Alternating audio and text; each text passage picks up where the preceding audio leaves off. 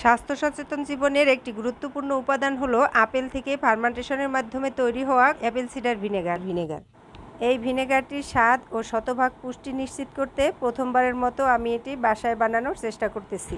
এজন্য 4টি আপেল নিয়েছি আর একটি বাটিতে পরিমাণ মতো পানি নিয়ে এর ভেতরে 1 টেবিল চামচ বেকিং সোডা দিয়ে ভালোভাবে পানির সাথে মিশিয়ে নিয়েছি। এখন আপেলগুলোকে কেমিক্যাল মুক্ত করার জন্য এই পানির ভেতরে 30 মিনিটের জন্য ভিজিয়ে রাখবো।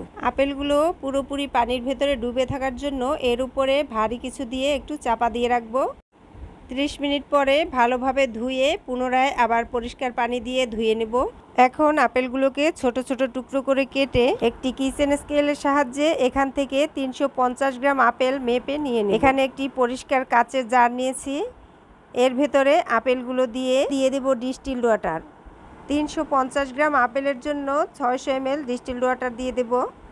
এখানে আরও দেব 20 গ্রাম লাল চিনি। এখন একটি কাঠের স্প্যাচুলার সাহায্যে চিনিগুলোকে পানির সাথে ভালোভাবে মিশিয়ে একটি কিচেন তাওয়াল দিয়ে জারের মুখটাকে ঢেকে পরিষ্কার অন্ধকার জায়গায় রেখে দেব। পরবর্তী প্রসেসের জন্য ভিডিওতে লাইক, কমেন্ট, শেয়ার দিয়ে পাশে থাকবেন। ধন্যবাদ।